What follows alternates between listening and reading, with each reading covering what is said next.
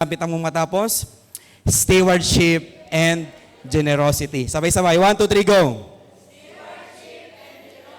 I believe may mas lalakas na dyan. 1, 2, 3, go!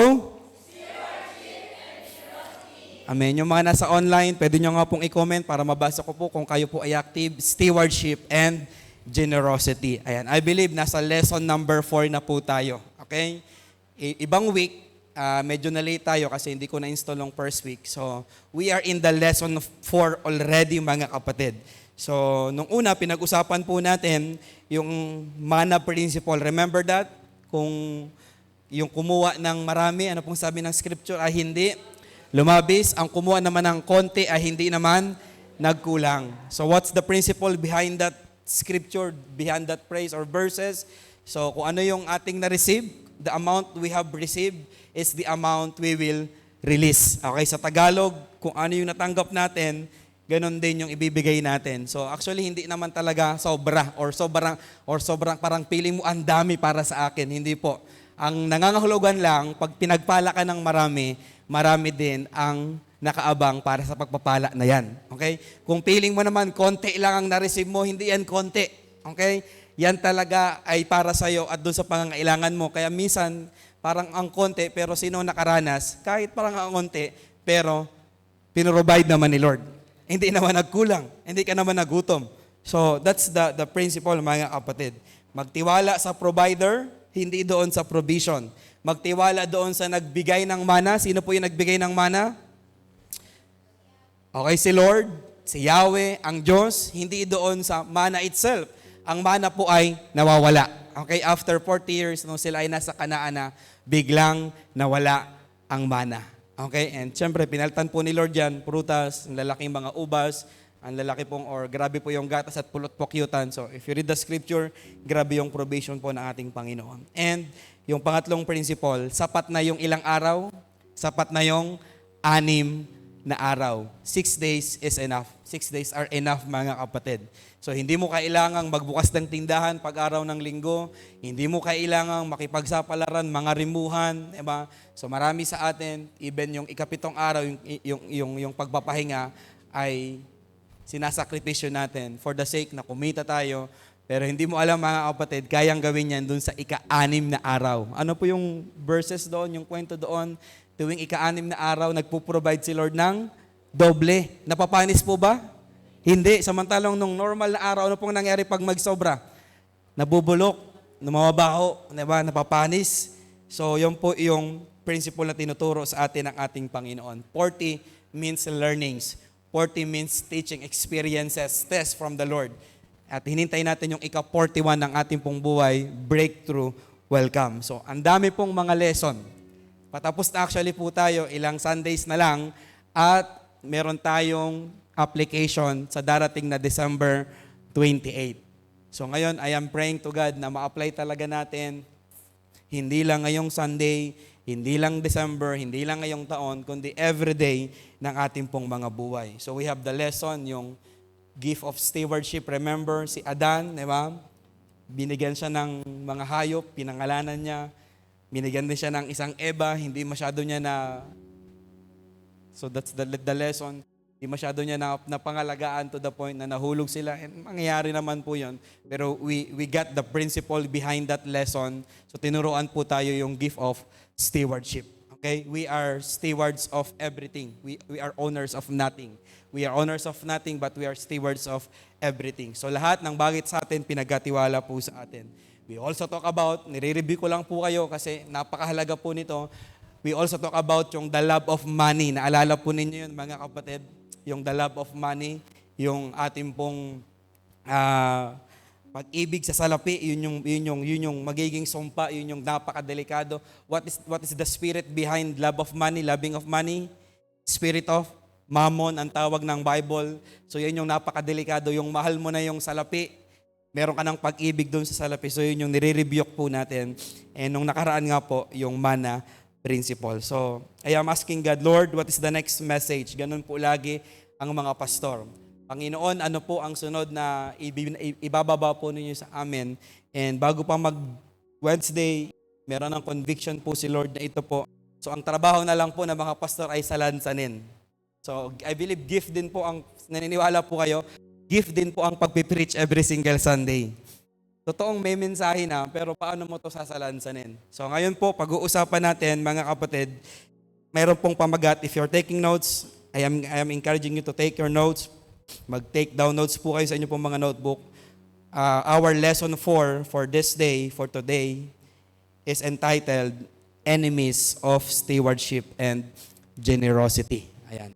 Enemies of Stewardship and Generosity. Ang mga kaaway ng pagiging mabuting katiwala at ang pagiging mapagbigay. Alam niyo po ba na may mga kaaway ito? Ibig sabihin yung kontra dito. So minsan nagtataka po ba kayo, bakit patapos na ang series? Bakit parang hindi ko ma-apply? Okay? So ano kaya yung behind? Ano kaya yung mga kaaway? Diba? Kung bakit hindi mo magawa? Ano yung mga humahad lang sa madaling salita? Okay? Enemies of stewardship and generosity. May mga dahilan kung bakit natin hindi ginagawa ang isang bagay. Hindi mo yan trip lang. Okay?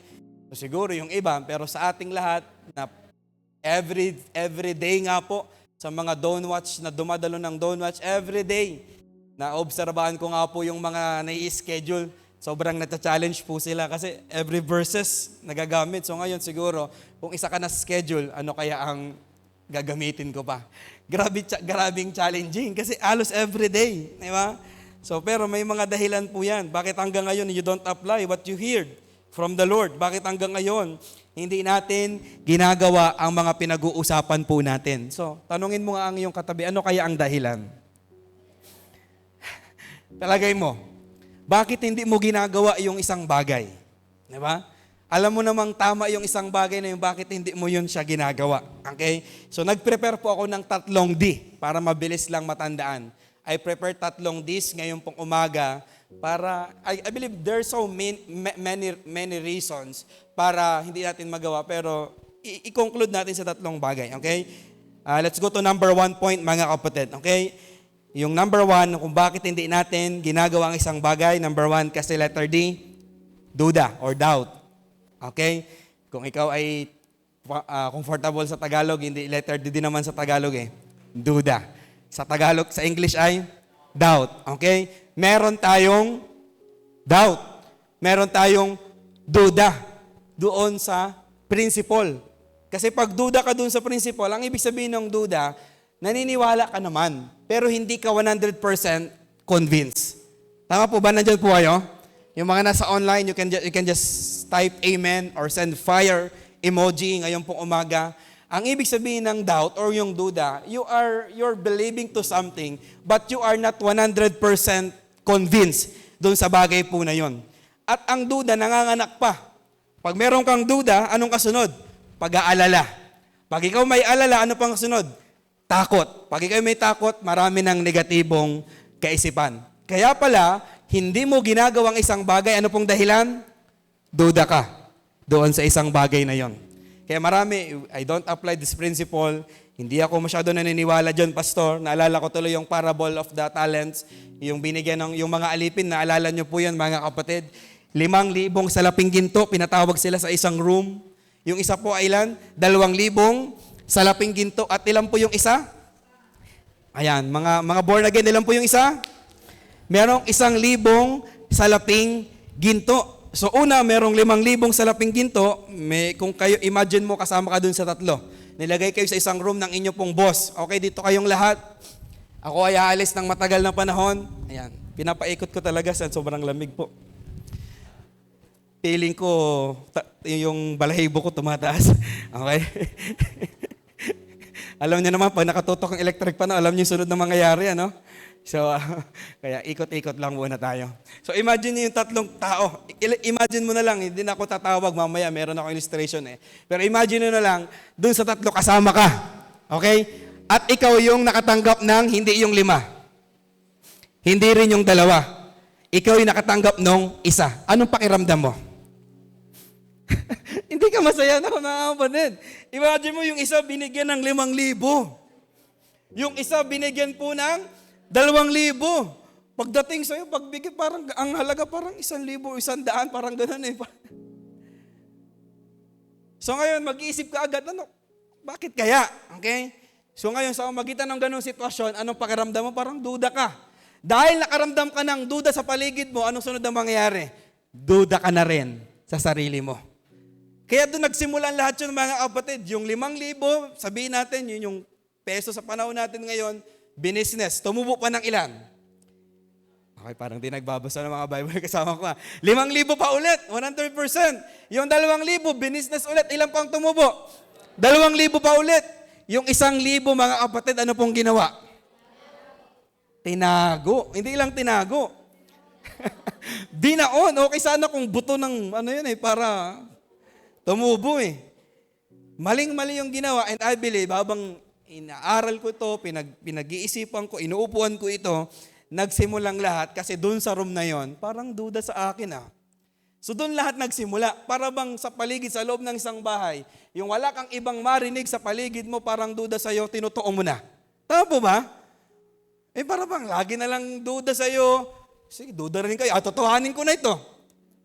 Ganon yung sitwasyon, mga kapatid. So I believe, yung duda na yon ang nagbigay sabi ko kanina, yung duda nanganganak pa.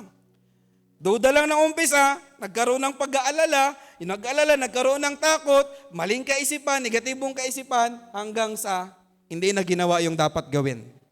So napakadelikado po nito, mga kapatid. Ngayong umaga, hindi ko po alam, 3 bagay po ito. Pili lang kayo kung, be honest na lang kung saan ka dito nagpo-fall. Marami sa atin, we don't apply, especially ang generosity, because we are doubted to the Word of God. We are doubted to the principle of the Word. We are doubted to His Word. Sa Biblia, kasi bakit napakahirap nga namang paniwalaan, mga kapatid, ng principle ng Bible? Bakit, Pastor? Palaging obserbahan ninyo, halos malaki ang porsyento na ang principle ng Bible ay kabaliktaran sa principle na kinagisnan po natin. Ang principle ng Bible, para ikaw ay pagpalain, kailangan mong mag-release. Baliktad yan. Nasanay tayo, mga kapatid, we so feel blessed when we receive something. Tama po ba? So ngayon, pag tuturukan ko kayo ng principle ng Bible, hindi nyo yan basta tatanggapin. Kasi for how many years, ang tingin natin, ang principle na dala-dala natin, para feeling ko, blessed ako, dapat meron ako. Pero ang Bible, mga kapatid, kung i-check po ninyo, para ituring kang pinagpala, dapat nagre-release ka. At wala na nag-amen. So ang hirap nga naman pong paniwalaan. Diba? Ang sabi ng Biblia, yung mga kaaway, tingnan niyo po paano baliktaran ang principle ng Bible. Ano po sabi sa mga kaaway natin? Mamahalin. Nasanay tayo, mga kapatid, yung mga kaaway, binablock sa Facebook. Ina-unfriend natin. Nagbibigay tayo ng wall, ng limitation. Pero when you read your Bible, ibang-iba yung principle ng Bible. Love your enemy. Feed your enemy. Pakainin pa daw ang kaaway. Ay, ibang-iba sa nakasanayan natin. Ang nakasanayan natin, pag inaway ka, awayin mo rin. So ngayon, i-inject sa atin ni Pastor, yung ganitong lesson, hindi ka natin tatanggapin. Somehow, we believe it, but again, 100% you are not convinced. So pag ginawa ko kaya ito, totoo kayang mangyayari? Baka ako mina-mind game lang ni Pastor, na kapag ako talaga nagbigay, talagang ibibless kaya talaga ako. That's the number 1 reason na pinakita ni Lord sa akin personally. Kaya marami sa loob ng church, hindi pa rin ina-apply ang ganitong mga bagay because we are doubted to the principle of the Bible. Halimbawa, yung tinuro ni Ate Lab, Kawikaan chapter 11, verse 24 hanggang 26. This is biblical principle about generosity. Tingnan nyo ang taong mapagbigay ay lalong yumayaman. Ayaw nang madadamot nito. Kasi daw, para daw yumaman, ano pong gagawin? Magbigay.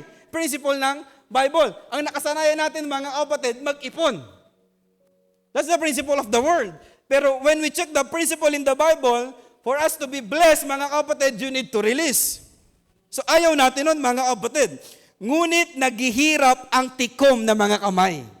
Ang hirap nating paniwalaan kasi nakabase lagi tayo sa mga bagay na nakikita. hindi sa mga bagay na hindi nakikita. Kaya sabi ng Bible, huwag niyong tingnan, huwag niyong pansinin, huwag kayong mag-focus doon sa mga bagay lang na nakikita kasi nawawala yun. Ang pagyan natin ng focus sa mga bagay na hindi nakikita. 25 ng chapter 11 ng Kawikaan. Ang taong matulungin, sasagana ang pamumuhay. When you try it, tumulong ka. Pero hindi mo pa maramdaman kasi nag-try ka lang 1 beses, 2 beses. Hindi ka rin tinulungan, hindi ko na rin natulungan, di naman ako. Naman niyo mga kapatid, kasi nung narinig mo yung lesson, na-encourage ka, bigyan. Diba? Ay nakailang bigay ka na, nakatatlong birthday na yung katabi mo na ikaw yung nagbibigay. Nung ika-4 na birthday, parang duda ka na. Pastor, hindi rin mo na magbibigay sa akin eh. Kasi bakit? Lagi tayo nakatingin sa mga physical. Sa response lang ng tao, hindi natin alam, may ginagawa na si Lord in spiritual realms mga kapatid. Ang taong marunong tumulong ay tiyak na tutulungan. Tingnan nyo laging kabaliktaran mga kapatid. Sinusumpa ng lahat ang nagkakait ng butil.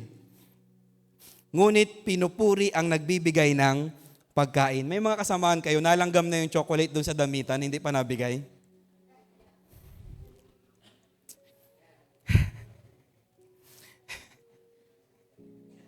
May mga ganyan po, ano? Pag chinik nyo yung Bible, in-curse ka. Ganon katindi mga kapatid. Sama ka sa sumpa, mga kapatid. Yung mga nag-hoard, yung pinapataas yung presyo, doon i-release, hindi yan sinusuporta ng Bible, mga kapatid.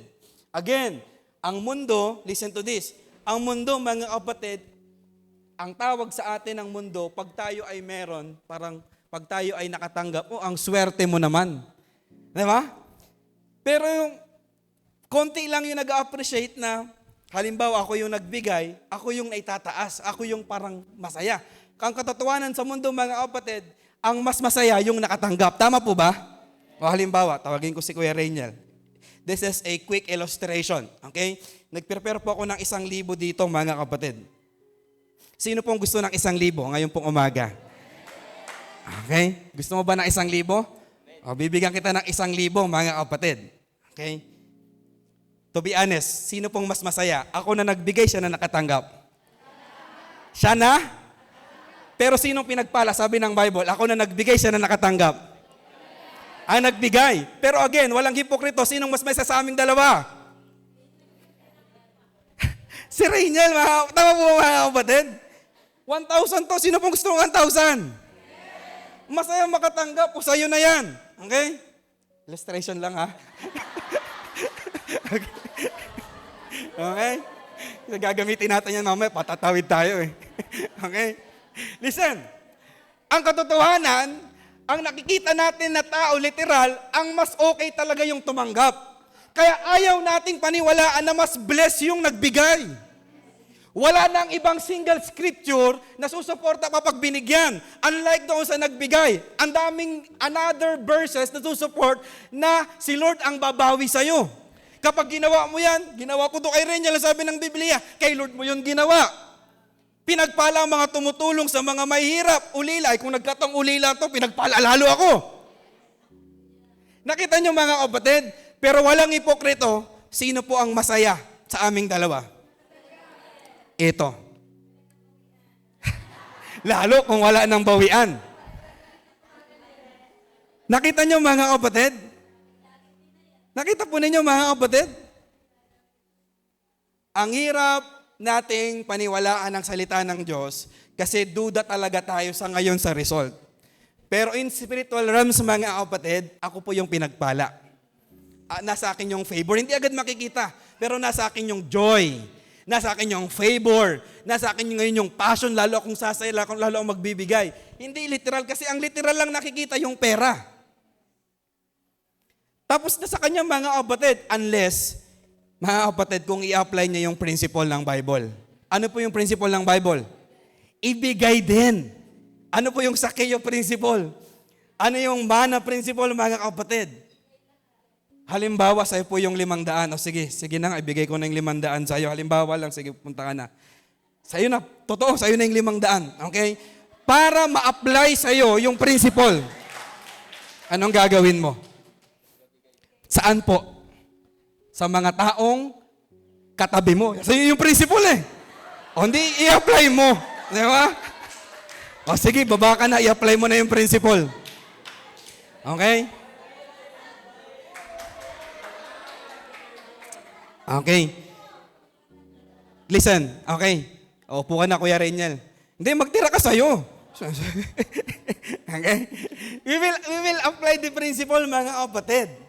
Nakikita nyo, mga kapatid, ang sayang makareceive, pero ang mas pinagpala, ako na nagbigay. Talakpan natin ang ating pong Panginoon. Kapag naka-receive, kita mo agad, naka-receive ako. That's physically. Ang bilis mawala nun. Pero ako po, na nagbigay, mga kapatid, sa akin, a-apply, mga kapatid, yung principle na ako'y pinagpala. Si Lord ang gaganti sa akin. Di ba? Kasi wala nang ibang single scripture na nakasuporta pag naka-receive ka. Samantalang, ang dami pang susuport na scripture kapag nagbigay ka. Yun nga lang, duda tayo. Kasi bakit? Hindi natin agad makita eh. Yung aking mga sinasabi, hindi nyo nakikita agad. Pero ang katotohanan, mas dadami yung connection ko dahil nagbigay ako. Ang katotohanan, mas masaya ako dahil nagbigay ako. Mga spiritual, mga hindi nga nakikita. Ang katotohanan, syempre, mas masaya yung nabigyan. Kasi ikaw ba naman mabigyan ng 100 eh? Umuupo-upo ka lang dyan eh, di ba? That's the number one reason. We are doubted to the scripture. Kasi ano sabi ng scripture, mga kapatid? Na kinote ni Apostol Paul, mas mapalad ang nagbibigay kaysa tumatanggap. Nung nireveal ni Lord to, alam niyo po ba, mga kapatid, wala siya sa gospel? Yung kinote ni Apostol Paul, mas mapalad ang nagbibigay kaysa tumatanggap. Hanapin niyo sa Matthew, Mark, Luke, and John. Hindi siya nasulat. Alam niyo po ba yun, mga kapatid? So, I was thinking, nung tinatapos ko po ito, nga no, saan galing yun? Wala naman sa Mark, wala sa Matthew, wala din sa John, wala sa Luke. Saan niya yung kinote? And I was impressed, mga kapatid, sa revelation ng ating pong Panginoon. This is personal revelation ni Lord kay Paul. Na hindi na-account ni Mateo, ni Mark, ni Lucas, at ni Juan. Personal niyang natanggap kay Lord. Kaya ang dami pa, kaya totoo ang scripture, marami pang hindi na isulat. Sikip sa buong mundo kung isusulat pa lahat. So tingnan nyo, yung personal revelation na yon about pa rin generosity na na-receive ni Paul. Na mas mapalad ang tumatanggap kaysa sa, mas mapalad ang nagbibigay kaysa saan? Sa tumatanggap. Kadalasan, nagbabase tayo sa mga literal na nakikita natin. Sino pa ang gustong makatanggap ngayon pong umaga? Pero sino po yung gustong magbigay ngayon pong umaga? Ayan, parang mas konti ang amen na. So, I am praying to God na mapadali ko ito, ma-explain ko sa inyo yung gustong sabihin sa atin ng ating pong Panginoon. Hallelujah. Mararanasan lang ni Renyel yung aking nararanasan ngayon kung siya mismo i-apply niya yung aking ginawa sa kanya. Again, the big problem is we are doubting the Word of God, the principle. Pastor, ginawa ko na ito. Di naman nangyari sa akin. Kasi bakit? Habang ginagawa mo, ang kaisipan mo, kailan kaya ako papagpalain ni Lord? Habang ginagawa mo yung principle, ang kaisipan mo, mga kapatid, kailan kaya ko mararanasan yon? No. Again, you give because simply giving is biblical. That's the principle, mga kapatid. Kaya minsan, sama ang sabi ni Tita Marilyn kanina, kaya pansinin natin bakit kaya hindi ako makalaya sa kahirapan. So check mo yung pag-apply mo dun sa Word of God. Bakit kaya hindi ako makaalis na lagi ako yung binibigyan? Gusto mo ba yon? Ikaw palagi yung binibigyan. Sino po dumating ka sa punto ikaw naman yung nagbibigay? Di ba yun yung gusto po natin? Masaya po na mabigyan. Pero I pray to God na makalaya ka na palagi kang binibigyan. Dumating sa pagkakataon, mga kapatid, ikaw naman ang magbibigay. Yung parang wow na wow ka pa rin palagi na makatanggap. Sa Pasko, sino po yung excited pa rin na yung kahit 30 years old ka na, excited kang makatanggap? Iisip mo, di ba? College, ano ka na? Bigyan kaya ako ni Ninong. Sino dito yung nagatampo pa rin? College na. Dahil hindi niregaluhan. Alam nyo, may dikit-dikit sa inyo yung ganyang principle ng mundo. Alam niyo po, kahit nga po sa mga bata dapat maturuan, bihisan yung anak ninyo yung pangpasko, hindi para mamasko, kundi para magbigay ng candy sa mga bata. Tinuturuan natin ang bata na ang source ng kagalakan ay hindi kapag sila ay tumanggap. Ang source ng kagalakan, mga kapatid, kapag sila ay nagbigay. Nung nakaraan, nag-Christmas party po ang mga pastor ng Buwak. Ang saya pala din talaga, hindi ko mailalayo, na makatanggap ng 5 kilong bigas. Tama po ba? Binigyan po kami 5 kilong bigas. Diba? Ang saya pa pala nun. Pero habang pauwi po kami, tinitimbang-timbang ko po. Pero bakit ganon? Mas lamang pa rin yung kagalakan ko nung nakaraang Mission Sunday na tayo yung nagbigay kaysa tayo yung tumanggap. Hindi po masama na makareceive ka, baka naman ng ganyan ang isipin po ninyo. Hindi ganyan yung katuruan po natin. Pero ang drive na natin ngayon, mga kapatid, ay ano kaya yung regalo sa akin? Ano kaya ang mabubunot ko sa Christmas party? Ano kaya ang bibigay sa akin ng ninong ko? Hindi ganoon, mga kapatid. Hindi ko minamasama na may inaasahan ka, pero ang pinakamasayang bahagi ng buhay, yung excited ka nang magbigay kaysa ikaw ay tumanggap. Dumating ka nawa sa ganyan ngayong umaga. Kung hindi pa, I pray to God na ma-apply mo ang principle. Even yung mga nasa online, dumating nawa kayo na hindi kayo magtatampo kapag hindi nagbigay si Ninong. Sabi nga sa Don't Watch, yung inaanak na ang magbibigay kay Ninong. Kung nandyan si Ninong Herman. Wow. So that's number 1 reason. We are doubting the Word of God, its principle. So we don't apply it. Wala tayong kwento patungkol dito. Apektado yung ibang bahagi ng buhay natin. Diba? Kasi pag nakatanggap tayo, ang gagawin natin is save. I-save. I-save. I-save. There's nothing wrong in saving. Pero kung yung saving mo ay pang sarili na lang, at ikaw ay magsasaya na lang, anong sabi ng Biblia? Hangal. Ngayon din. Ano po sabi? Babawian kita ng buhay. Kanino mapupunta? Yang inipon mo na yan. So tandaan po ninyo to. Kahit gaano kaliit ang iyong natanggap, may portion dyan para sa katabi mo. Ulitin ko. Tumatak to sa iyong isip. Kahit gaano kaliit ang iyong tinanggap, may portion dyan para sa iyong katabi. Tandaan mo yan. Okay? Hindi pwede, ang liit namang pastor, hindi po. Ang paniniwala natin, ang lalakaran natin, kahit gaano kaunti ang ating natanggap, may portion dyan para sa mga taong malapit po sa atin. So, I am encouraging you na lakaran natin ang salita ng ating Panginoon. That giving rather than receiving. Okay? Yun po yung ating paniniwala. There's joy in releasing. There's peace in righteousness. Diba? Nasanay tayo ng kagalakan pag mga party-party tayo, pag may mga kaibigan, may pangmundo tayong ginagawa. No.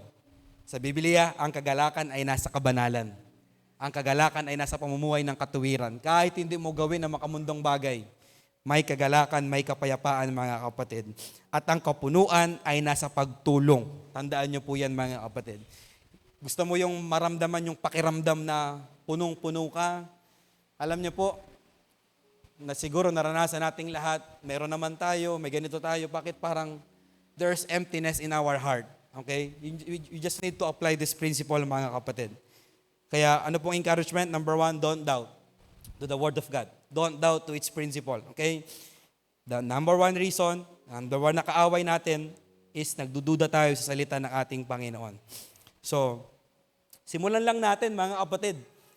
Sa aklat ng Biblia, sa mga Macedonia, meron lang Tito na nagsimula. Si Tito lang po. Halimbawa yan ni Apostol Pablo. Si Tito yung nagsimula. Maging Tito ka ng iglesia ngayong umaga. Tapikan mo sa balikat ang iyong katabi. Maging Tito ka. Okay? Maging Tito ka ngayong umaga. Meron lang nagsimula. Pastor, parang wala naman nangyari. Hindi po yan mabilisan. Lalo principle ang ating pinag-uusapan, pamumuhay, pananaw, hindi yan lahat. So simulan lang natin, kung meron lang mag-catch up ng 5, yung tayong 5 hanggang 2026, 2027, simulan lang natin hanggang December 28, kung sino yung may encourage, bring something that you can offer to the Lord, anything na gusto mong i-offer kay Lord, na alam mo naman na hindi literal kakainin ni Lord yan, ibibigay din sa mga anak ni Lord. Gusto mo ng stick, gusto mo ng gabi, gusto mo ng packet, ukayin mo with passion, ihanda mo, ilagay mo sa magandang cellophane, i-offer mo dito. That's it. Okay? Anything po. Challenge yourself. Before December 28, prepare special offering to the Lord. Okay? Number 2, na dahilan. Pastor, ano pa? Ako pastor, hindi naman ako duda. Okay? Pero parang meron pang ibang dahilan, pastor. Pangalawang D, discontentment. Pangalawang D, discontentment. Sa Tagalog, ano po ang discontentment? Kawalan ng kakontentuhan, hindi kakontento. Okay? Isang kalaban ng generosity and stewardship yan, mga kapatid. Yung hindi ako kontento sa mga nasa online, i-comment po ninyo. Number 1, doubt. Number 2, discontentment, kawalan ng kakontentuhan. Ang matinding kalaban ng pagtulong sa kapwa ay kawalan ng kakontentuhan sa sariling kalagayan. Kapag hindi ka kontento sa iyong sariling kalagayan, ang ibig ko sabihin ay hindi ka ganyan na talaga, okay? Yung ibig sabihin yung meron ka namang mga bagay na to, naghahanap ka pa rin, problemado ka pa rin, hindi ka masaya, yun yung meaning ng discontentment, mga kapatid. At ito po ang kalaban, ang malaking porsyento para hindi ka tumulong at magbigay ng pagtulong sa iyong mga kapatid, sa iyong kapwa, sa mga tao na kapaligid sa iyo, kasi ang kaisipan mo ay sa akin. Pag may na-receive ka, pag merong opportunity ng tumulong, pag hindi ka kontento, ito po ang iyong kaisipan. May pinag-iipunan pa ako. Mayroon akong inuuna.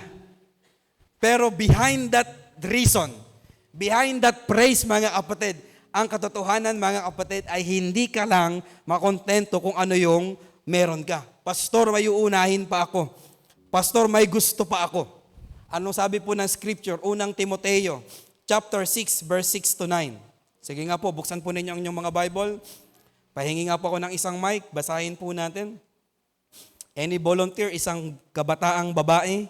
Unang Timoteo, chapter 6, verse 6 to 9. Ayan.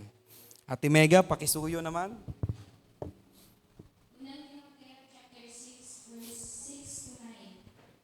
Sa katunayan, may malaking ang pakinabang sa relihiyon kung ang tao'y marunong masiyahan.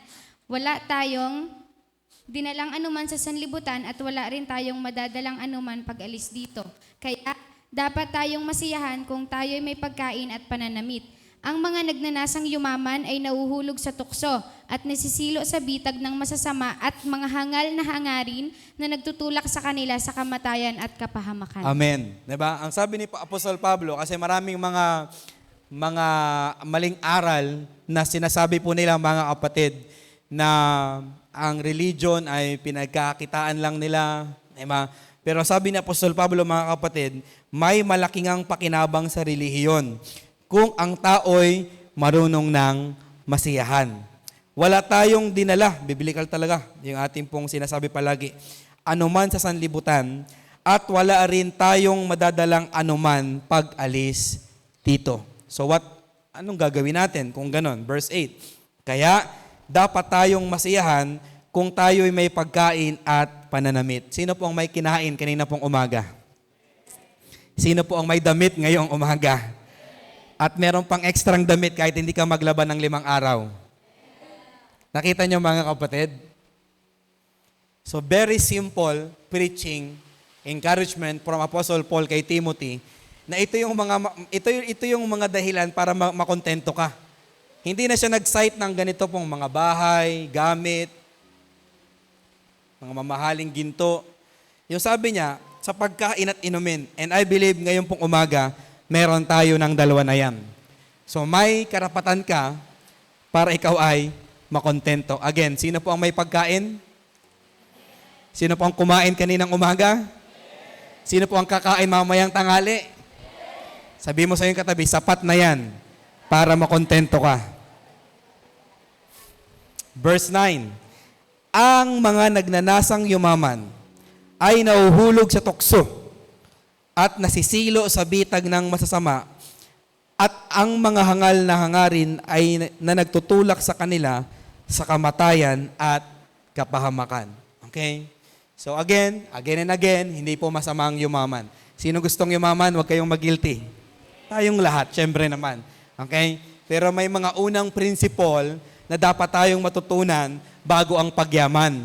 Kasi pag ang natutunan mo agad ay ang pagyaman at hindi mo alam principle ng stewardship, aangkinin mo ang lahat, mahirapan ka magbigay.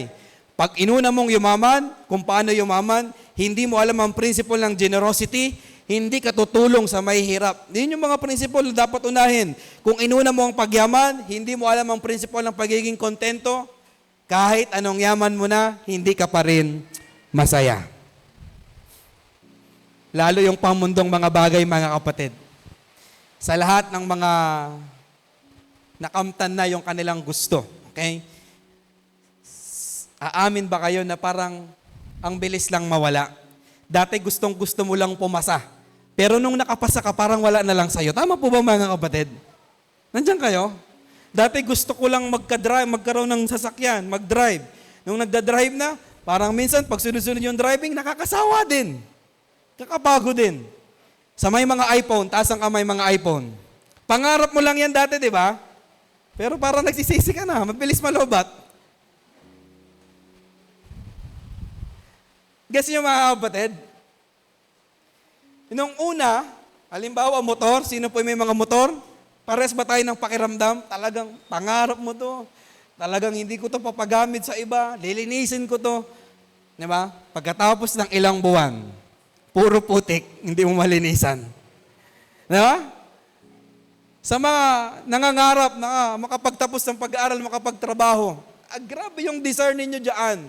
Pero pag nandun na kayo, parang wala lang din. Ang bilis pong mag-fade. Ang bilis mawala ng kagalakan sa mundo. Again, hindi masamang makapasa, hindi masamang magkaroon ng mga bagay-bagay. Pero gusto kong sabihin po sa inyo, ang pangmundong mga bagay, ang bilis niyang mawala. Yung apoy mo dyan, yung desire mo dyan, ang bilis niyang mawala mga kapatid. Kaya kung uunahin mong yumaman, listen to this, na wala kang principle ng generosity, wala kang principle ng stewardship, contentment, delikado ka pag mayaman ka na. Napakahirap niyan mga kapatid. So, hindi po kontrabida si Lord sa pagyaman. In fact, gusto kanyang pagpalain. Yun po ang design ng Biblia. Gusto ni Lord na pagpalain niya ang kanya pong mga anak. Pero yun nga lang, alam din ni Lord ang puso ng tao. Siya ang naglikha niyan mga kapatid, na kapag meron ka nito, alam ni Lord mismo yung detail ng puso natin, yung desire natin mga kapatid. Kaya minsan, para bang tinatago natin, hindi naman ako mawawala sa pagsimba, hindi naman na maagaw yung gawain ko, yung aking ginagawa para sa Lord. Pero pansin nyo, dumating na kayo sa mga sitwasyon na sinasabi ko, na nung meron na, hindi mo na mamalayan, unti-unti ka nang nawawala kay Lord. Alam ni Lord, every detail ng puso natin, mga kapatid. Kahit itago natin, kahit honestly na parang hindi naman Lord. Pero alam ni Lord Siya nakakaalam ng puso natin. Kaya ang unang dapat nating pag-aralan, ang unang dapat nating matutunan na hindi ang yumaman, ang maging mabuting katiwala. Alamin mo yung principle sa stewardship, principle sa generosity, principle sa contentment na pinag-uusapan natin. Hallelujah. Lucas chapter 3 verse 14 na pinag-usapan natin noong nakaraan. Tinanong din siya ng mga kawal, at kami po naman, ano ang dapat naming gawin? Tingnan niyo yung sagot ni John the Baptist. Huwag kayong kukuha ng pera kanino man ng sapilitan o sa magitan ng hindi makatiwirang paratang. Ano pong dahilan? At masihan na kayo sa inyong sweldo. Kapag hindi kontento ang isang bagay, ang isang tao sa isang bagay, pagsisimulan nito ng isa pang kasalanan. May kausap pa ba ako mga kapatid? Ang kawalan mo ng kakontentuhan ay maaring magbukas ng pinto sa isa pang kasalanan sa buhay mo. Dahil hindi ka kontento, mangungupit ka. Magsisinungaling ka. Alam niyo bang magkakamag-anak yan? Dahil nagsinungaling ka, di ba? Magnanakaw ka. Magkakapatid yan mga kapatid. Magnanakaw, kasinungalingan, pangungupit, pandaraya. Ang dahilan, dahil hindi ka nakontento doon sa meron ka. Kayabangan, nagiging pride mo na lang, kung bakit mo yung gustong gawin, Ang dahilan, hindi ka kontento sa buhay na ito. Again, hindi masarap, iba yung hindi masama. Hindi ko sinasabi na hindi na tayo mangarap. Gusto rin naman natin isang araw, di ba? Hindi ibig sabihin na maging tamad na tayo, wala tayong gawin. Pero ano ba yung meron ka na dapat mong ipagpasalamat kay Lord? Sino po yung may mga pinipindot na ilaw at may ilaw pa rin sa bahay nila? Pag pinipindot, namamatay. Pag pinipindot, nabubuhay. Sino po nakaranas na wala namang ganun dati? Yung mga nanay natin. Diba? Wala namang ganyan dati. May kanta ngayon si Forrest Frank na ganyan yung message. Pag gising mo sa umaga, pag pindot mo ng ilaw, nabubuhay. Pag pindot mo, namamatay. Sino pong may mga ref? Taas po ang kamay. Diba? Amaze tayo. Pag bukas ng ref, nailaw. Pag sara, namatay. So sa mga nakarep, nakaluwag-luwag na po kayo. Yun yung sinasabi ng scripture, mga kapatid. Pero sa mga wala pa, matuto pa ring masiyahan. Kasi buhay pa rin tayo. Pwede naman pong isaing sa asin kung hindi may ilalagay sa rep. Tama po ba? Simple. Sa mga nakarep naman, mga kapatid, magawa naman kayo ng gelatin sa Pasko at ipamigay nyo naman sa mga kapitbahay nyong walang ref. Sa may mga ref, magbuko salad naman kayo. At ibigay nyo naman sa mga kapitbahay nating hindi makapagbuko salad kasi mapapanis yun eh. Simple as that, mga kapatid. So, lagi niyong tandaan, kung iaangat nyo ang inyong buhay, hihingi yan ng mga requirements pa. Kapalit. Halimbawa, cellphone. Sino pong gustong mag-upgrade ng from Android to iPhone? Sige, to be honest, gusto mo malinaw yung content mo, maayos yung...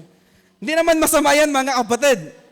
Huwag kayong mahiya. Again, sino pong gusto ng iPhone for this 2026? Diba? Para pag don't watch man lang, hindi ka, ang labo mo tingnan, parang naghilamos ka, parang feeling hindi naghilamos. Pag naka-iPhone ka po, ay grabe, ang guwapo mo kahit hindi ka naghilamos. Ang linaw. Pero listen to this. Pag bumili ka ng iPhone, walang kasamang charger. Another presyo. Unlike doon sa Android. Sa typical na cellphone, libreng charger. Dapat naman talaga. Libreng earphone, dapat naman talaga, pag nag-upgrade ka ng iPhone, isa pang bayad uli ang charger. 1,000 plus pa yata, kung hindi ako nagkakamali. Tapos, wala pang earphone. Gusto mo, may earphone. May bayad pa ulit. May bayad, ibang bayad. Ang hirap naman, na may iPhone ka, wala kang charger. Hindi ka pwede makicharge sa ibang Android. Ay, mahilig ka sa music, wala kang bibili ka ngayon. Nagano siya, mga kapatid, ang pag-upgrade natin ay umihingi pa ulit para iangat yung buhay natin. Alam nyo, ang iPhone, ang hirap mong magpasa. Kung ikaw may laptop, naka-iPhone ka, ang laptop mo Acer, ang hirap magpasa. Ngayon, mapapaisip ka, baling bumili ng MacBook. Napansin nyo, mga kapatid?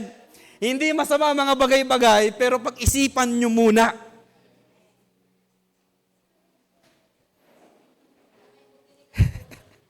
Hindi naman masama, okay? Sa mga nag-iipon, tuloy nyo lang po yan. But I am just giving you an encouragement through the scripture. Kung ang pagbili mo lang ay dahil ikaw lang ang hindi naka-iPhone, wag na. Pero kung bibili ka just to maayos yung galaw mo, pero isa naman ang sigurado sa iPhone, security. Okay? Grabe naman security. Hindi ka ipapaya dun sa bilis niya, sa mga laglag, walang usapang bagal. Pero again, kung gagawin mo ang mga bagay na ito, mga kapatid, dahil sa 5 magkakaibigan, ikaw na lang naka-Android, may mali doon. Sa TV, na binalita, may project daw yung estudyante. Sinama niya yung kanyang tatay sa Green Hills. Alam niyo po ang project? Ang bumili ng iPhone. Nabalitaan niyo po yan? May project daw. Ang project ay bumili ng iPhone. Yung binili ng tatay, ayun na lang yung inipon, dala-dala yung buslo, dala-dala yung ipunan. Kung ganyan ang mga dahilan, mga kapatid, there's something wrong. Okay? Kawalan lang ng kakontentuhan po yan. Ang internet, kung hindi magagamit sa tama, dagdag gastos lang yan buwan-buwan. Tama po ba? Kung may internet ka, tapos hindi ka dumadalo ng Don't Watch madaling araw, baka lang yan.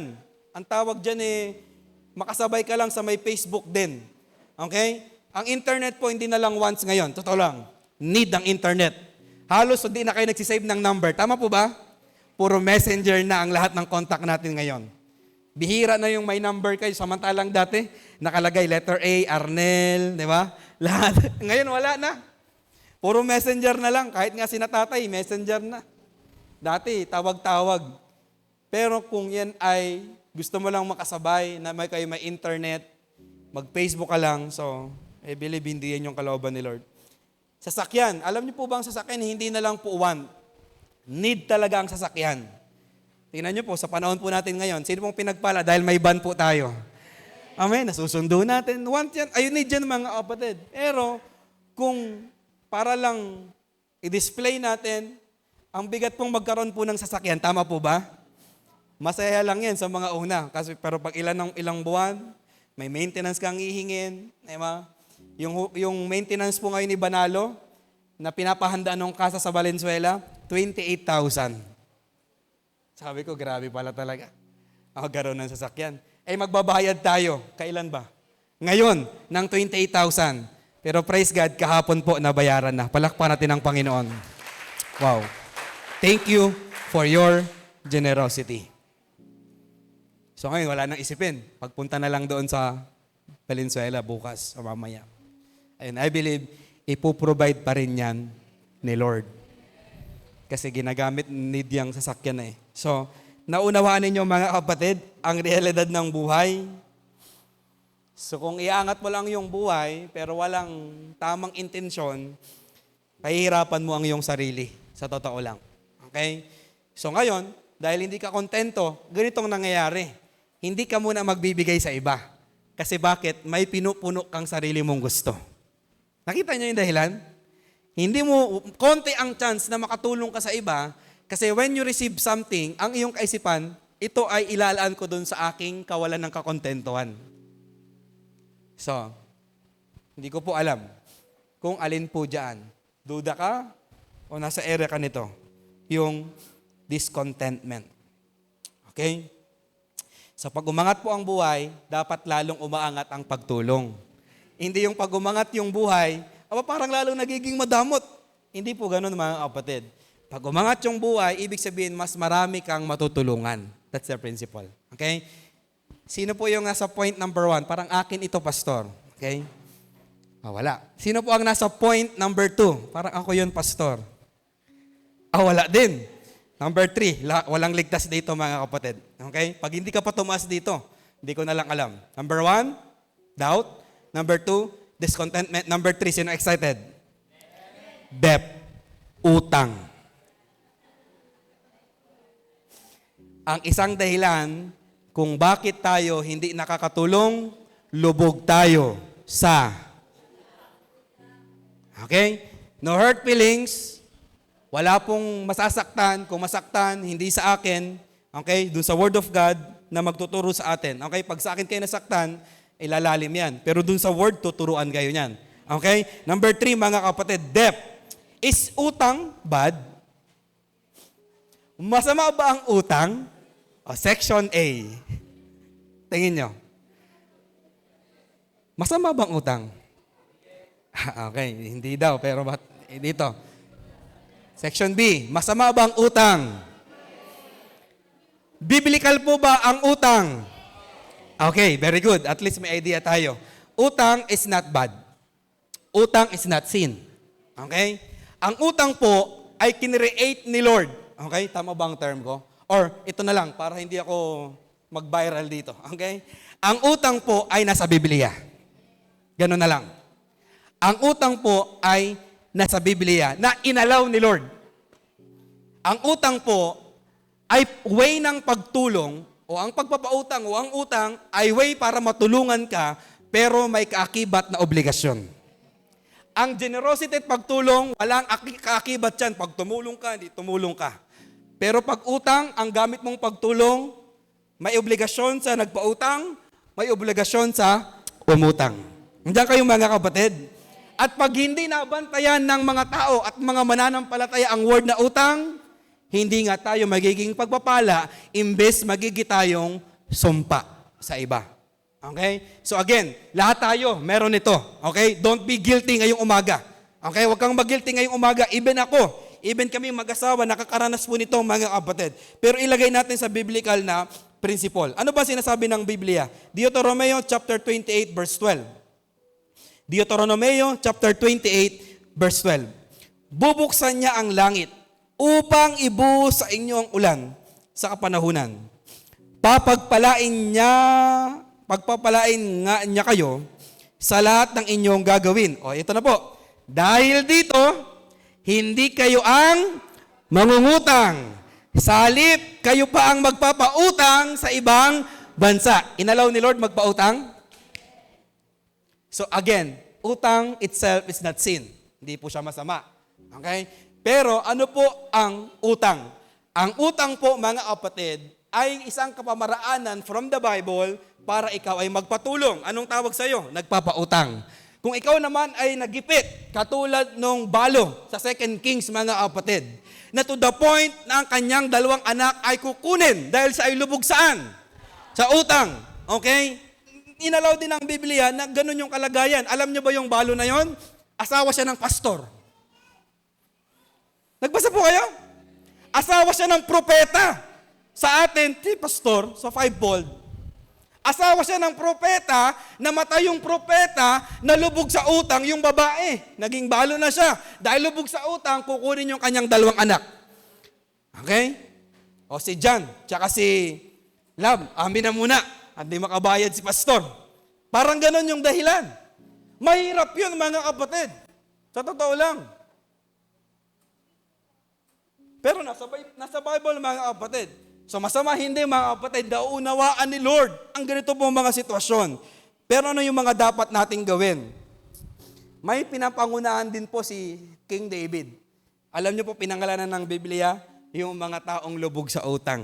Yung mga sumama sa kanya, mga taong lubog sa utang. So I believe, nakita ko sa Bible, may puso din si Lord sa mga taong nangangailangan talaga.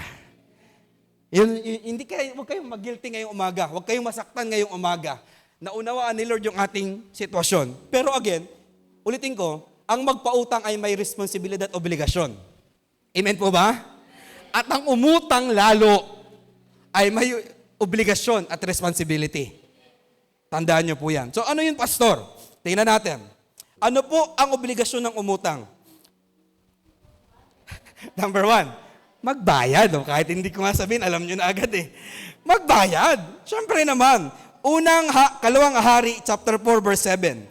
Pumunta siya kay Eliseo, ang lingkod ng Diyos, at isinilaysay ang nangyari.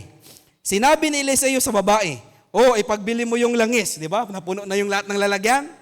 Ito yung sunod. At bayaran mo ang iyong mga utang. Ang matitira ay gamitin ninyong mag-iina. Biblical po na binabayaran ang utang. Okay, unti-untiin. Okay? Magparamdam. Kasi pag hindi ka na nagparamdam, maakalain ng inutang. Parang nag-ghost project na rin yata ito. Okay? So, ito muna, magsulong. Diba? Yun yung biblical or practical na pwede natin gawin. Tingnan niyo po, mga kapatid, ang sabi ng Bible. Exodus chapter 22 verse 14. Kapag ang isang tao ay nanghiram ng isang hayop, at ito'y namatay o napinsala ng hindi nakikita ng may-ari, babayaran ito ng hiram. Ulitin ko po Exodus 22:14. Kapag ang isang tao'y nanghiram ng isang hayop, at ito'y namatay o napinsala ng hindi nakikita ng may-ari, ano pong gagawin? Ang tamang gawin? Babayaran ito ng hiram. This is biblical principle na ang lahat ng mga nanghiram ay dapat magbayad. Okay, so lahat tayo. So kung meron ka man, hindi ko po lahat kayo kabisado, lahat naman tayo may hiram. Pero wag nyo pong kalimutan. Okay? Tapikin mo sa balikat ang iyong katabi, wag mong kalimutan. Okay? So wag mong kalimutan. Alalahanin mo na meron kang hiniram na naghihintay yung magbabayad o yung iyong babayaran. Listen. Awit 37 verse 21. Anumang hiramin ng taong masama, hindi na ibabalik sa kanyang kapwa. Ngunit ang matuwid na puso'y dakila, ang palad ay bukas at may pang-unawa. Ikaw ba ay masama? Hindi. Ang sabi ng Biblia, mga kapatid, alam niyo po ang salin ng masama sa English? Wicked. Alam niyo po ang Tagalog ng wicked? Kademonyoan. Ang sabi ng Biblia, pag nangutang yung masama, matik yan hindi babayaran. O paalala ko, hindi ka masama. You are not wicked. You are the son of God. Okay? So, that's the principle. Huwag ka namang uutang, tapos may kaisipan ka, hindi ko talaga bayaran yan.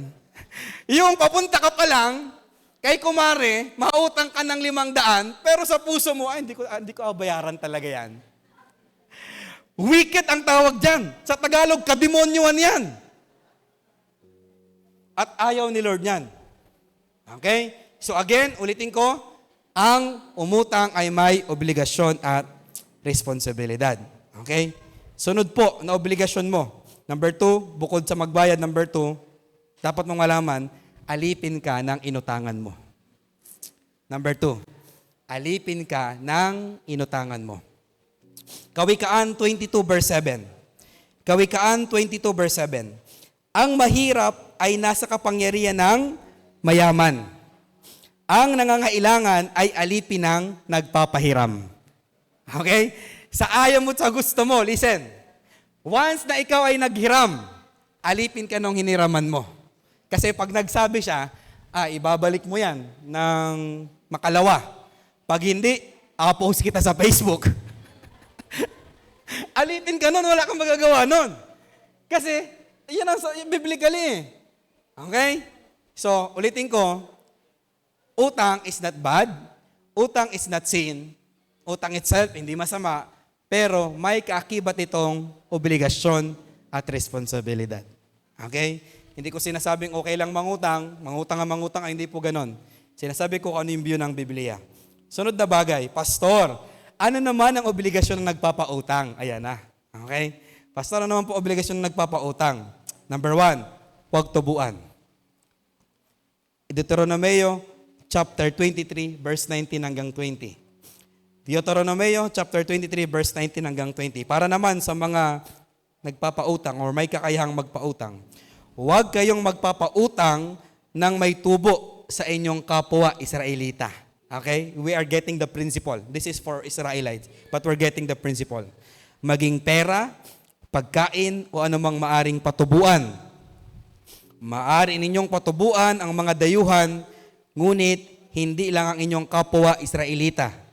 Upang pagpalain kayo ni Yahweh sa inyong gawain, pagdating ninyo sa lupaing ibibigay niya sa inyo. May pagpapala pala sa pagpapautang.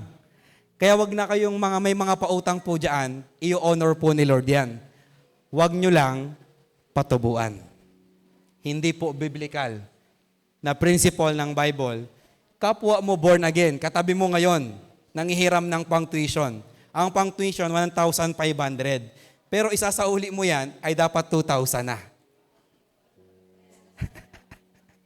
Okay? Hindi siya biblical. Okay? Ayaw ni Lord po noon. Israelites, we are the spiritual Israelites. Okay? So, magpahiram o magpautang, gawin po ninyo yan, hindi naman masama. So, lahat may responsibility eh. Humiram ka, magbabayad ka. Magpapahiram ako, hindi ako magpapatubo. Nagigets po ninyo mga kapatid? Parang iba na ang tingin po ninyo sa akin. Okay? Biblical po ito. Tinuturo lang po natin. Okay? Number 2. Ito maganda. Number 2. Magpatawad kapag hindi na talaga makabayad. Number 2, magpatawad kapag hindi na talaga makabayad. Deuteronomio chapter 15 verse 1 to 2. Ang bawat ikapitong taon ay gagawin ninyong taon ng pagpapatawad sa mga may utang sa inyo. Parang kayong mag-ime ng may mga pautang dyan. Ganito ang inyong gagawin. Huwag na ninyong sisingilin ang kababayan ninyong may utang sa inyo sapagkat ito'y taon ng pagpapatawad na itinakda ni Yahweh. Okay, listen to this. Tingin lahat po dito.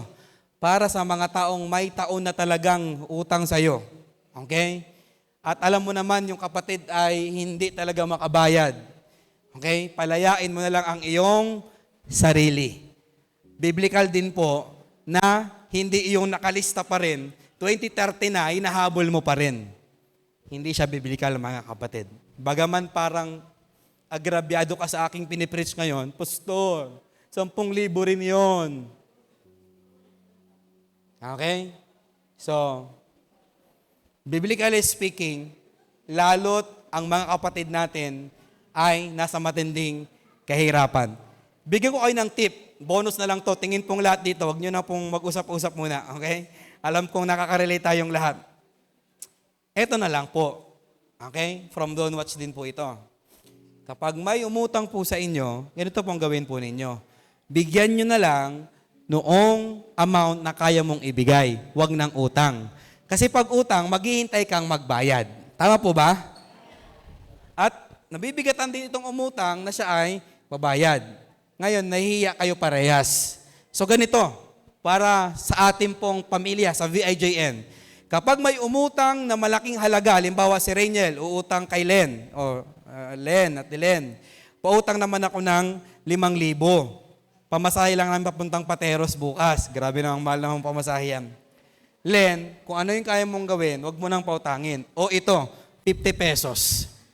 Bigay ko na lang sa'yo. Makalapis ang ilang araw kasi pag yung tao sanay umutang, hindi nasasanay kasi. Lalapit uli yan si Rainiel o Len. Papunta naman akong Sambales. Pairam naman ako ng 3,000. Pantayan mo lang, basta may 3, bigyan mo ng 30 pesos. Okay? Talagang sanay siyang mangiram. O Len, pairam naman ako ng 2,000. Bigyan mo ng ilan? 20 pesos. Example lang siya, kung ano yung kaya mo. Hanggang dumating sa pagkakataon, maisip na rin niya, hindi pala talaga nagpapautang si Len.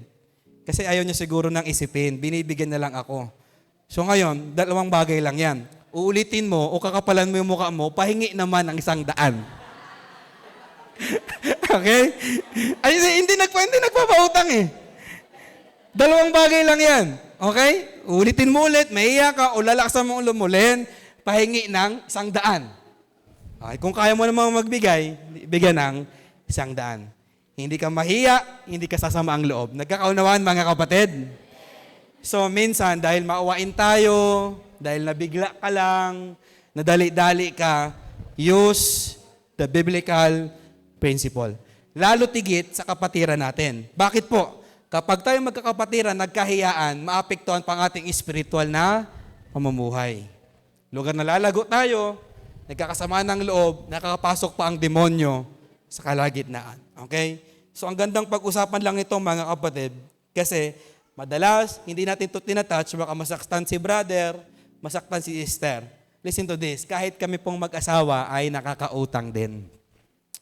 Pero kailangan nating i-apply ang principle. Okay? Ulitin ko po, ano po yung una? Huwag patubuan. Pangalawa, magpatawad. Okay? So, kung nasa ganyang kalagayan, palayain mo na lang, patawarin mo. Okay? Number 3, huwag akuin ang utang ng iba. Number 3, huwag akuin ang utang ng iba. Kawikaan 22:26 hanggang 27. Kawikaan 22, verse 26 hanggang 27. Online fam, natututo po ba kayo? Magsabi nga po kayo ng amen. Huwag kang mangako para sa utang ng iba, ni gumarintiya para sa kanya. Kapag hindi ka nakabayad, hindi ba't kukunan pati ang higaan mo? Nagigets niyo po yung principle? Okay, so iwasan ninyo or wag po talagang akuin po ang utang ng iba. Period. Okay? Kasi bakit po ikaw ang mamomrob lema? Okay? Pastor, gusto mo kami mangutang? Ayaw mo kami mangutang? Hindi po ganun mga kapatid. I just presented to you the principle sa isa sa mga nagiging dahilan kung bakit tayo hindi nagiging pagpapala. Alam niyo po, pag kayo po ay lubog dito sa ganito pong bagay, ang liit na ng chance na kayo ay makatulong. Tama po ba? Kaya iniiwas po natin, tinuturo po natin ito, para kung dumating man sa pagkakataon na may karapatan ka talagang magpautang, hindi mo masama po yun. Alam mo ang iyong gagawin. Kung ikaw naman ay dumating sa pagkakataon, okay? Ang pangako ni Lord ay hindi lang para sumagana. May mga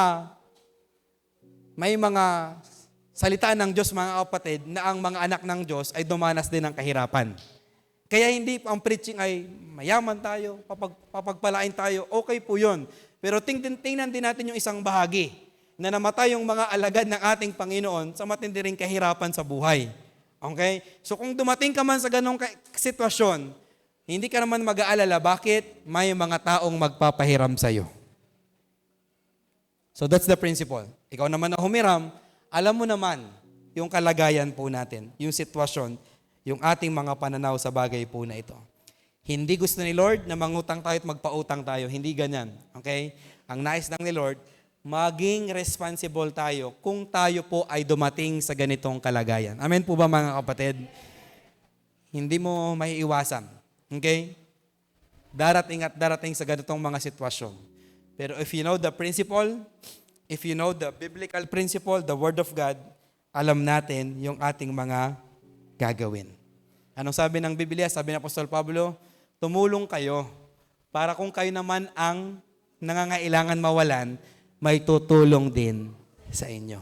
That's the biblical message, principle of God sa ating pong mga buhay. So ano po yung unang D? Doubt. Ano po yung pangalawa? Discontentment. Ano yung pangatlo ay? Debt. Utang. Okay? Sino po yung sa number 1? Sino yung sa number 2? Sino po yung sa number 3? Ayan. Salamat po sa pagiging honest. Palakpakan natin ang ating pong Panginoon.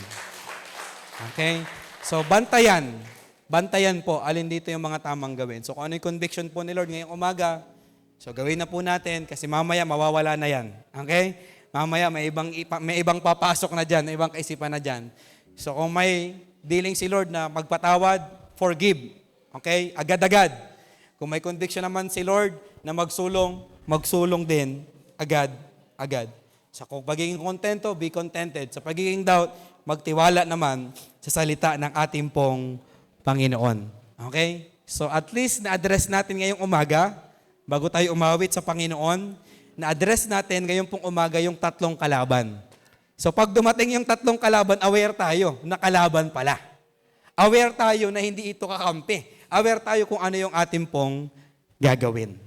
Okay? So nawa po, bago dumating ang December 28, we are encouraged. We have the courage to give.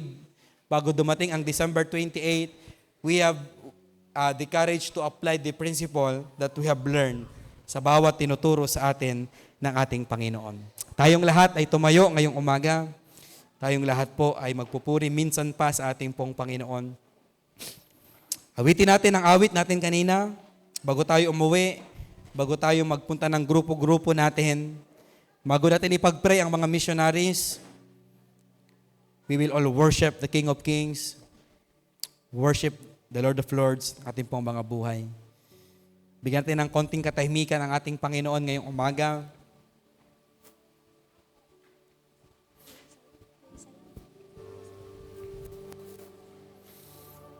Patuloy nating damhin ang presensya ng ating Panginoon. Patuloy tayong magpasalamat tulad ng ating mga inaawit kanina.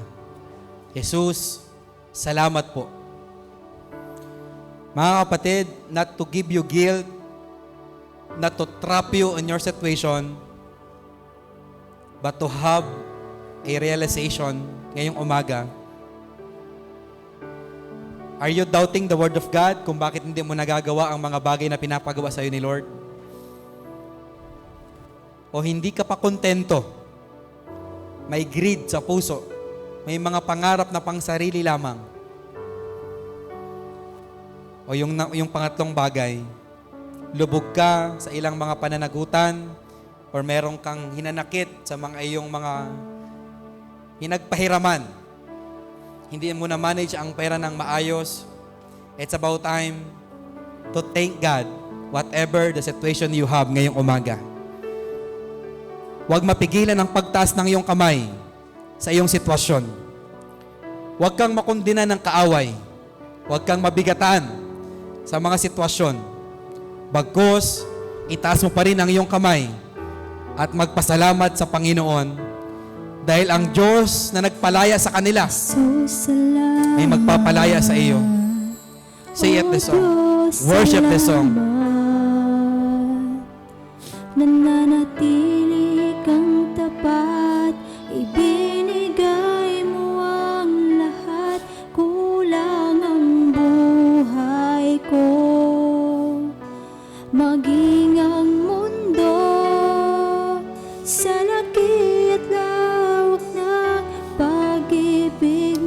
Isampa tayong lahat. Sabihin mo sa Panginoon, Jesus, salamat. lahat po ng tinig habang nakataas ang ating mga kamay. Diyos, salamat. Thank you, Jesus. Nananatili kang tapat, ibinigay mo ang lahat, kulang ang buhay ko, maging ang mundo sa laki at lawak na pag-ibig mo, dakila ka. Sing it that you mean it. Dakila ka. Close your eyes. Bow your head right now. Pag-ibig mo. Sing it to God. Dakila ka. Dakila ka. Dakila ang pag-ibig mo. Oh, Jesus. Minsan pa natin sasabihin sa ating Panginoon, Jesus, salamat.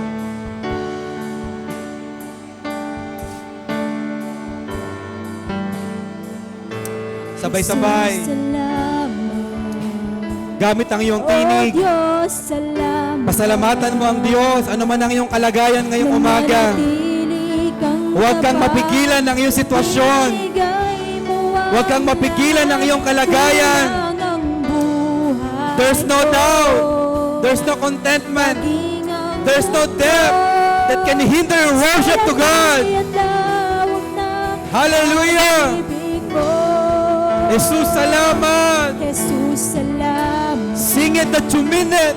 Oh, Diyos, salamat. Sige po, lahat ng tinig, magpasalamat sa Diyos. Nananatili kang tapat, ibinigay mo ang lahat, kulang ang buhay ko, Maging ang mundo sa laki at lawak na. pag-ibig mo. Oh, every voice. Dakila ka. Lahat ng tinig. Dakila ka. Dakila ang pag-ibig mo. Dakila ka. Dakila ka. Dakila ang pag-ibig mo. Oh, dakila ka, O Diyos. Dakila ka. Dakila ka. Dakila ang pag-ibig. Oh, sing it to mo. God. Dakila ka. Dakila ka. Dakila ka. Dakila ang pag-ibig mo. Dakila ang pag-ibig mo, Jesus. Sing it to God. Dakila ang pag-ibig mo, Jesus. Dalangin ko mapalapit sa iyo. Nais ko Minsan pa nating dadakilain ang hari ng mga hari. Every process into heaven. Dakila ang Hallelujah! pag-ibig mo, Jesus. Sing it that you mean it. Dakila ang pag-ibig mo, Jesus. Dalangin ko'y mapalapit sa iyo. Nais ko ang Once again, presensya mo. dakilain natin ang kanyang pangalan. Dakila ang pag-ibig mo, Jesus. Dakila ang pag-ibig mo, Jesus. Hallelujah! Langin ko'y Mapalapit sa iyo. nais ko We will declare sa kanyang kalakasan, sa kanyang kagalingan. May lakas ang Declare it! ngalan mo. Declare it! May Declare it! lakas ang ngalan mo. May lakas ang ngalan mo. Oh, Kristo. Bisan pa! May lakas sa iyo, Panginoon! May lakas ang ngalan mo. May lakas ang ngalan mo. May lakas ang ngalan mo. Oh, Kristo. Hallelujah! May kagalingan sa'yo. May kagalingan sa'yo. Declare it! Claim it right now! There is healing! There is healing! Kristo. Yes, God! May kagalingan sa'yo. May kagalingan. There is healing! May kagalingan sa'yo. Yes, God! Oh, Kristo. Once again!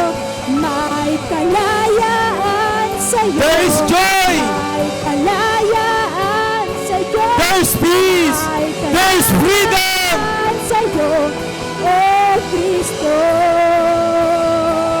May kagalakan sa'yo.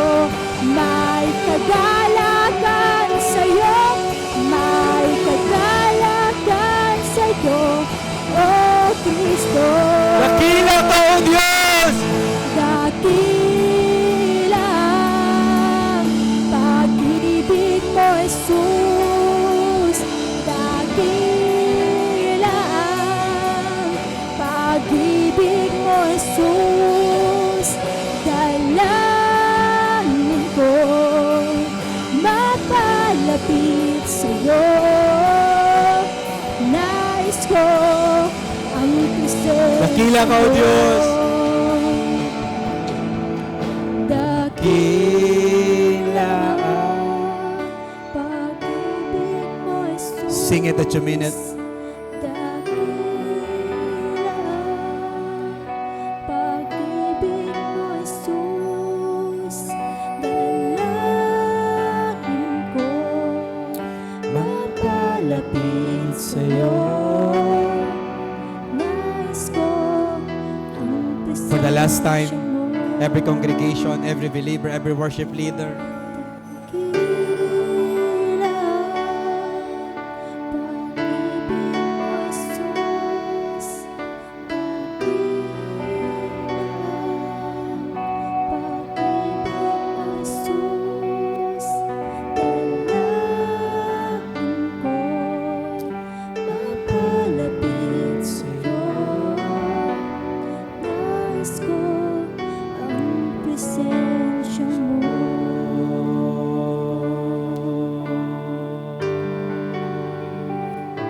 just continue to enjoy His presence.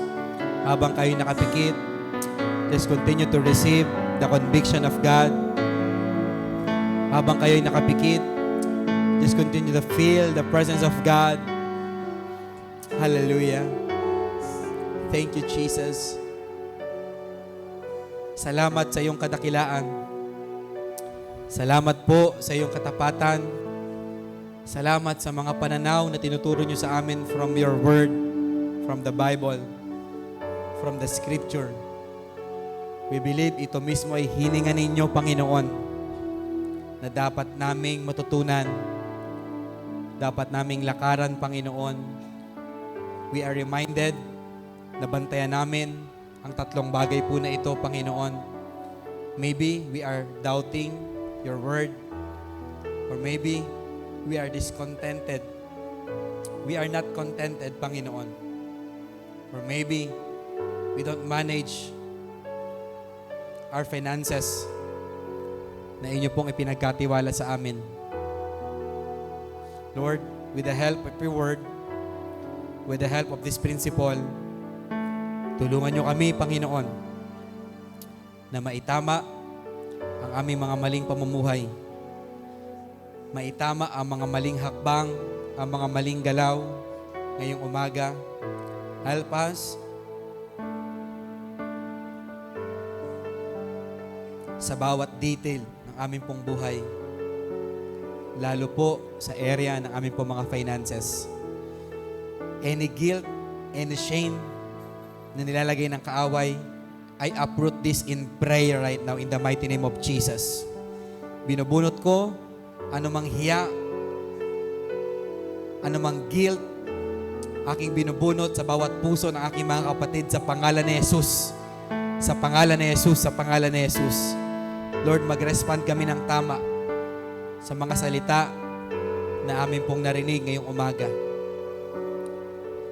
Tulungan nyo kaming maunawaan ang bawat mga bersikulo sa Biblia, Panginoon, na inyo pong ibinigay sa amin. Ako na inyong tagapaglingkod, kasama aking asawa, kasama ang buong pamilya, tulungan nyo kaming maging good steward. Tulungan nyo kaming maging generous, lalo tigit sa mga kapwa namin mananampalataya at mga kapwa lingkod. Marami pong salamat, O Diyos, sa oras po na ito. Thank you, Holy Spirit. Thank you, Holy Spirit. Can we allot a minute of prayer sa mga katabi mo ngayong umaga? There's no condemnation. There's no guilt. Hawakan mo ang iyong katabi, maaring sa kamay o sa balikat. And bless her, bless him with your prayer, with your prophetic declaration, with your faith. Bless them. Hallelujah. Sige po, huwag kang mahiya na hawakan ng balikat or kamay ng iyong katabi. Hallelujah. Honor him, honor her in prayer ngayong umaga. Hallelujah. Ano man ang kanyang dinadaanan financially, ano man ang kanyang duda, O Diyos, ano man ang kanyang kawalan ng kakontentuhan sa kanyang sarili, sa kanyang pamilya, pray for her. Pray for him right now. Hallelujah. Even online fam, I want to encourage you to pray with one another. Pray for the person on the screen. Pray on the person on the screen right now. Hallelujah. Extend your right hand sa screen and pray for the viewers that we have, online family that we have. Sige po, pray. Pray right now. Hallelujah. We pray, Tita Tess. Hallelujah. We bless Raisa May. We bless Pastor Nars. We bless Kuya Aaron. We bless Tita G right now. In the mighty name of Jesus, we bless the life of Kuya Ato. We bless Kuya Richard. We bless the life of Angel. We bless the life of Ate Camille. Hallelujah. Any person, hallelujah, any online fam on the screen, I bless you in the mighty name of Jesus. I rebuke every spirit of greed. I uproot every shame. I uproot every guilt right now. Hallelujah. I bless you in the mighty name of Jesus. I bless you in the mighty name of Jesus. I bless your finances. I bless your fund. Every budget that you have. Hallelujah. In the mighty name of Jesus. In the mighty name of Jesus. In the mighty name of Jesus. Thank you, God. I thank you, Holy Spirit. Thank you, Father God. Thank you, Jesus. Thank you, Jesus. Hallelujah. Hallelujah. Church, can we bless our church ngayong umaga? Pwede ba nating pagpalain ang ating iglesia? Kung pwede mong banggitin ang pangalan ng ating church sa iyong panalangin, i-bless mo ang lahat ng area ng church, i-bless mo ang mga pastor ng church, i-bless mo ang mga deacons ng church, i-bless mo ang mga kabataan ng church, i-bless mo ang ating lote, i-bless mo ang ating building, i-bless mo ang ating mga plano, i-bless mo ang ating mga manggagawa. Sige po, extend your right hand to the part of the church that you want to bless. Hallelujah. Sige po, extend your hand to your pastor. Extend your hand to your deacons, to our deacons. Hallelujah. Let's extend our hand. Hallelujah. Sa mga music instrument. Hallelujah. Musical instrument. I-bless natin ang musician. I-bless natin ang mga worship team. I-bless natin ang mga dancers. Sige po. Continue to bless. Open your mouth. Open your lips. And bless your church. Bless your church right now. Hallelujah. Declare something beautiful. Something greater. Hallelujah. Have your prophetic prayer on this church. Hallelujah. Lord, we pray for your favor. Lord, we pray for your grace. Lord, we pray, hallelujah, for your anointing in this church. Bless your church in this place. Bless your church in this place. Oh, hallelujah. Hallelujah. Lahat ng labi, magpuri sa Panginoon. Lahat ng labi, sumamba sa ating Panginoon. Let us worship in the Spirit and truth. Yendarabasokorobo. Leyendarabasokorobo. Everyone, worship in the Spirit, pray in the Spirit. Bless your church, bless your family, bless your church, bless your family right now. Leyendarabasokorobo. Leyendarababo. Nebrababa sekerereba. Nebrababa sonderereba. Yendaraba. Everyone, worship the Chuminet. Hallelujah. Thank you, Jesus. Thank you, Jesus. Thank you, Holy Spirit. Thank you, Holy Spirit. Thank you, Jesus. We thank you for your blessings. We thank you for your word. We thank you for your anointing, for your presence that we receive. Salamat sa kalayaan. Salamat sa pagtuturo ninyo. Marami pong salamat. Thank you, God. Thank you, God. Before I close this and pray for our benediction for today, may we call on for our missionaries na pupunta po ng Pateros. Can I call on every missionaries na kasama ko po dito sa unahan? Maliban kay Jan na magki-keyboard sa atin. So, sa lahat po ng mga kasama ko, I believe we are 13. Tama po ba? We will request for prayer bago tayo magwakas at pumunta po sa mga grupo natin for today. Tinatawagan ko po ang lahat ng mga missionaries na pupunta, tatawid mamayang hapon, papunta po ng Pateros to minister.